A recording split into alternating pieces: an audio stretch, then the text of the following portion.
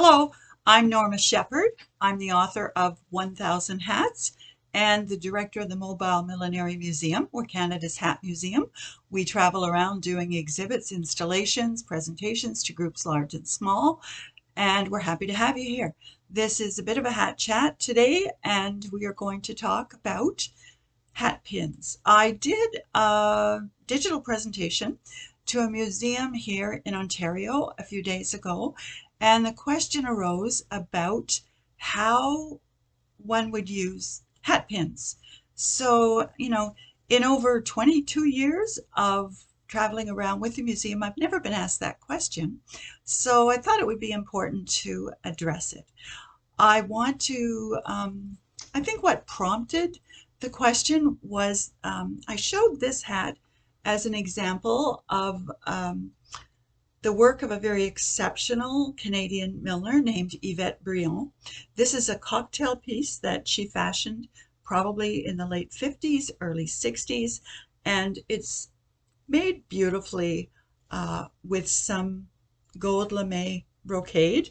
But what she's done so cleverly is to create this sort of it almost looks like a claw or a hand with these spokes. Now the spokes are punctuated with hat pins, which is kind of a novel idea, and they're quite beautiful. They're rhinestone tipped, and then the wires on each of them follow through down through these spokes, and they terminate in what look like sort of faux moonstone globes. So this would be a lovely cocktail hat that this part would sort of clomp on to your temple. It would look very elegant with a cigarette holder in one hand and a martini in the other. But I would like to say that this is rather an unusual approach to decorating a hat with hat pins. So that being said, I want to talk about the use of hat pins in the Edwardian era. And a great example to show you that is this motoring piece. This is a very coarse woven straw. It's a motoring hat that would be worn by a woman wearing one of those dusters, traveling along on dirt roads at about 20 miles an hour. This would be held on with a lace scarf or a fichu to protect herself from the dust, etc. And the hat itself would be secured by a hat pin that would work right through the hair. So if you think about the Gibson Girl silhouette and the hairstyles of that era, I'm just trying to give you a good look at the pin here. That might be the best idea. Love it, by the way, with these brass hearts in descending size, in graduated size, and they make noise. Honestly, according to me, the best accessory there is a hat. But when your hat has its own accessories, that's pretty great too. But anyway, getting back to how it would be used, think of the hairstyles with that sort of rounded, just enhanced hair. And they did literally enhance their hair with padding, oftentimes with a type of brush, like the brush rollers we think of today, but this would be sort of round, C-shaped. You would roll your hair up on it, and they were called rats. And the pin would go through the crown, as you see here. Then it would go through this brush type roller with the hair, and then out the other side. So that would really keep the hat on, even though this hat, like so many others, would have a chignon strap. So that's a little elastic piece, or sometimes made with grosgrain ribbon, that would sit under the hair at the back and secure the hat. That's a technique that was used throughout the decades and even the centuries, actually. But problem arose. Well, actually, I should tell you about how it originated. Women, of course, were demonstrating for status. They were not persons under the law at the beginning of the 20th century. Gentlemen, upper-class gentlemen, belonged to clubs and had little distinctive club pins that they would wear on their hats to distinguish themselves. And women got the idea that, maybe some pins for women on hats would add some distinction. The hats got bigger, the pins were enormous. And so the pin functioned in three ways. It functioned to secure the hat, these very large hats with very deep and large crowns, most of them, by the way, not to mention the large brims. But it was also symbolic of the status they were seeking. And of course, as always, it was decorative. Jewelry is always decorative. This particular hat, while I'm talking about it, I should show you the interior. You can see there was just a basic straw. So this would not be a fashion hat necessarily. It would be a very sporty hat, the sport of driving, I suppose. And this was called a web flex hat. This was a factory-made hat, very coarse, which was lacquered, etc. Now, the interesting thing is that when these suffragettes were arrested for demonstrating, the first thing that happened was their hat pins were confiscated, the suggestion being that they might injure someone with these pins. There is historical debate as to whether they were ever used as weapons. The argument against that is that they have not found records of legal lawsuits being brought against women for using hat pins as weapons. However, there is a lot of anecdotal evidence that women did use them in self-defense. My own great aunt told me when I was very young that I should always carry a hat pin for protection. She said that she had successfully stabbed a fellow on the streetcar when she was young, who he had gotten fresh with her. And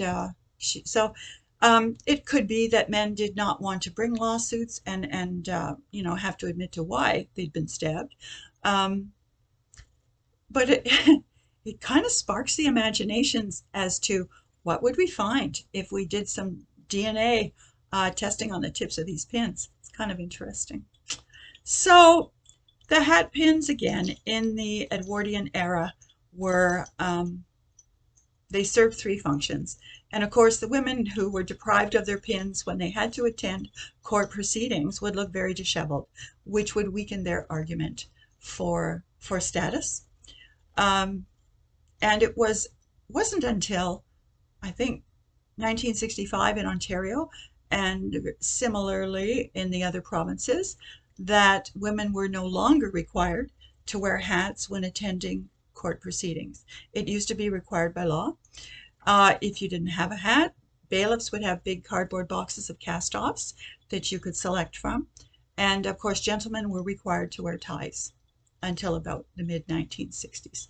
So that's a bit of the early history of the use of hat pins.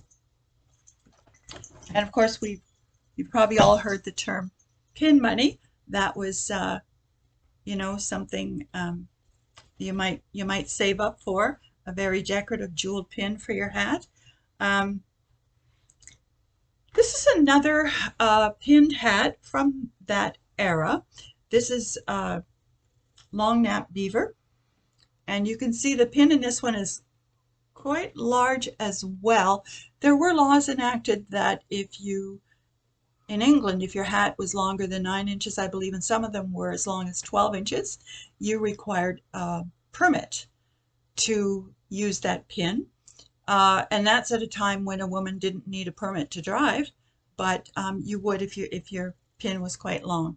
There were reports in major newspapers, major cities, of gentlemen writing letters to the editor complaining of the size of women's hat pins.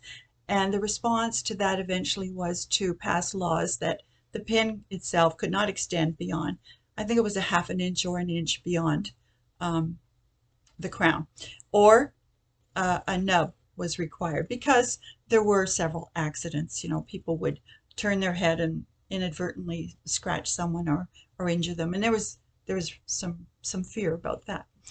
The hat itself is long nap beaver. There's 3 types of felt that you might find a hat made of.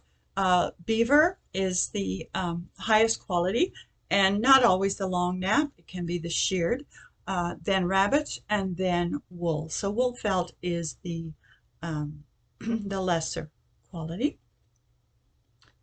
And that is another example. Now, you might think this would be a wonderfully cozy winter hat, but in those days you wore fur and fur felt as a mark of distinction. So this could be worn winter or summer to show your wealth. We do know that Canadian beaver was highly prized. King Charles I of England was beheaded in a hat made from Canadian beaver. Kind of interesting that the historians went to the trouble to note that. It was also noted that the very next day styles for men changed. So that tells me there really is a hat for every single occasion. So moving on from that, when you move into the 1920s, you're not going to see as many hat pins. A lot of the hats worn to dances, to the opera, etc. Those were lovely little silk hats, and pins would weigh them down. Although some of the cloches, the winter ones made of felt, some of those you'll find some pins, and then you move on and you see some wonderful Bakelite pins as well, which those have certainly been made very collectible and are highly sought after. I'm going to just see what happened to this next piece.